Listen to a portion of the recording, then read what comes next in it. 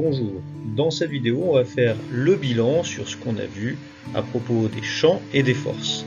Cette vidéo est à voir après avoir vu celle sur le champ de gravitation et celle sur le champ électrostatique, parce qu'on ne reviendra pas sur les démonstrations du cours. Un champ est une zone de l'espace dans laquelle chaque point sera associé à une grandeur physique. Si on prend cet exemple, qui est une carte des températures, chaque position sur la carte, chaque point sera associé à la grandeur physique température. C'est une grandeur physique qui est définie simplement par une valeur numérique, donc un champ scalaire est un champ dans lequel la grandeur physique associée à chaque point sera simplement une valeur.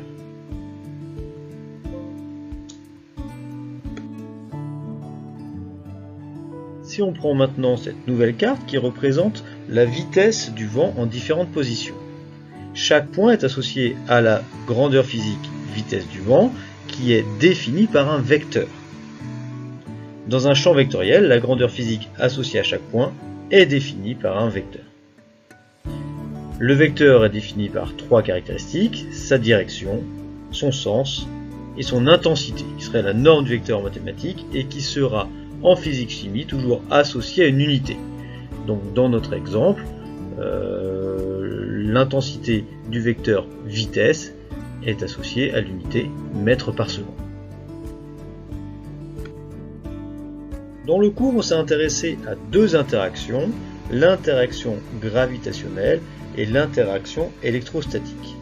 L'interaction gravitationnelle est définie par la loi de la gravitation universelle, qui nous dit que si on a deux objets A et B de masse MA et MB, la force exercée par A sur B est définie par la relation -g fois masse de A fois masse de B divisé par la distance AB au carré, vecteur unitaire UAB. Donc le vecteur unitaire UAB va de A vers B, le moins nous indique que la force exercée par A sur B part de B et va vers A. Elle est donc en sens inverse par rapport au vecteur unitaire. Ce sont des forces attractives. La loi de Coulomb nous définit l'interaction électrostatique. On voit qu'on a une relation qui est très proche. Au lieu d'avoir G, constante de gravitation universelle, on a K, la constante de Coulomb. On n'a pas de moins. Au lieu d'avoir les masses, on a les charges QA et QB. Et le fait d'avoir des charges et non pas les masses va induire une grande différence, parce que les masses sont toujours positives, alors que les charges peuvent être soit positives, soit négatives. Donc, dans la loi de Coulomb, il y aura deux possibilités.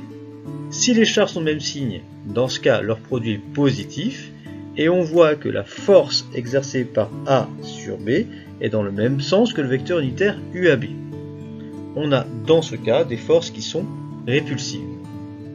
Si maintenant, les charges sont de signe contraire, il y a un moins qui apparaîtra dans la formule, et dans ce cas, la force exercée par A sur B est en sens opposé au vecteur unitaire UAB, et on a des forces qui sont attractives.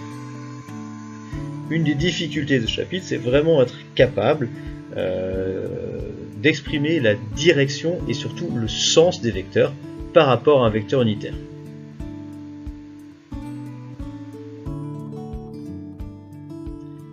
Alors, à la force de gravitation, on peut aussi associer un champ de gravitation. Donc, le champ de gravitation créé par un objet de masse MA est défini par -g fois la masse de l'objet attracteur A divisé par la distance AM au carré, M étant un point de l'espace, fois le vecteur unitaire UAM. Donc si on représente ça sur un schéma, on a le vecteur unitaire qui va de A vers M, et le champ de gravitation qui est en sens inverse. On peut remarquer également dans la formule que la valeur du champ de gravitation ne dépendra finalement que de la distance entre l'astre attracteur et le point M. Donc on peut représenter les champs de gravitation en plusieurs points. Donc si on a un cercle de rayon à M, en chaque point de ce cercle, la valeur des champs de gravitation sont les mêmes. Cependant, ce n'est pas un vecteur uniforme parce que même si la valeur est constante, en chaque point, la direction du champ de gravitation n'est pas la même. Donc on a un vecteur qui a même valeur, mais direction différente. Enfin, on peut remarquer également que si on se place à un endroit plus éloigné, comme c'est sous la barre de fraction qu'on trouve la distance entre le point A et le point M, on aura dans ce cas un champ de gravitation qui aura une valeur plus faible. Plus on s'éloigne de l'astre, plus la valeur ou l'intensité du champ de gravitation est faible. On a également, dans le cas de l'interaction électrostatique, un champ électrostatique créé par un objet de charge QA. Son expression est K, constante de Coulomb, fois QA sur la distance AM au carré, toujours vecteur unitaire UM. On aura encore deux possibilités. Si la charge est négative, dans ce cas, le champ électrostatique est en sens contraire du vecteur unitaire UM. Si cette fois la charge est positive, dans ce cas, le champ électrostatique est dans le même sens que le vecteur unitaire UM.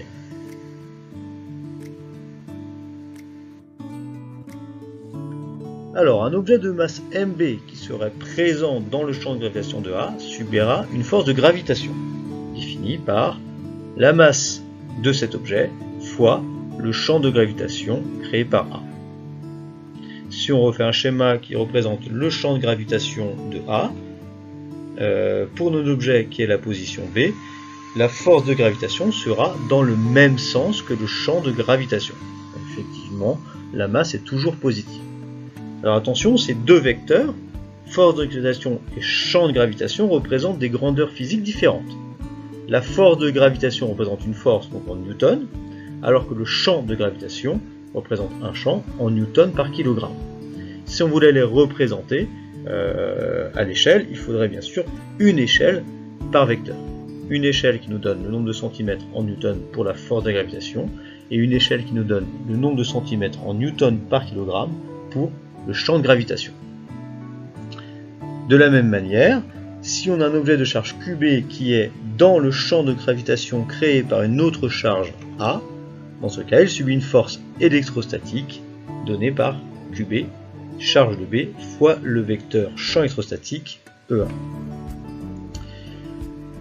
Si la charge est négative, dans ce cas, la force électrostatique sera en sens inverse du vecteur champ électrostatique. A l'inverse, si la charge est positive, la force électrostatique sera dans le même sens que le vecteur champ électrostatique. On a vu deux cas particuliers. Tout d'abord, le champ de pesanteur. Le champ de pesanteur correspond au champ de gravitation d'une planète à sa surface. Il est défini comme -g fois la masse de la planète divisé par le rayon de la planète au carré fois le vecteur unitaire UPS qui va du centre de la planète vers sa surface. Alors, localement, à notre échelle, le centre de la Terre est dirigé vers le bas, il est à la verticale vers le bas. Localement, le champ de pesanteur donc, a pour caractéristique direction verticale, sens vers le bas, et pour intensité 9,80 Newton par kilogramme.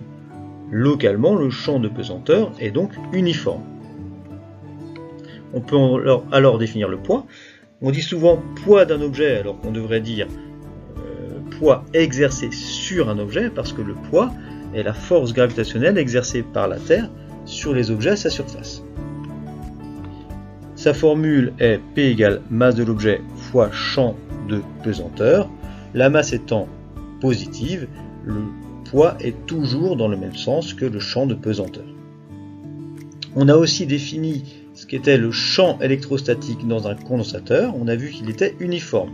Il est toujours perpendiculaire aux armatures, dirigé de l'armature positive vers l'armature négative, et a pour intensité U sur D, U étant la tension au bord du condensateur et D la distance entre les armatures. Donc si on a à l'intérieur d'un condensateur une charge qui est positive, la force électrostatique sera dans le même sens que le champ. Si on a maintenant une charge qui est négative, la force électrostatique sera dirigée dans le sens inverse de celui du champ.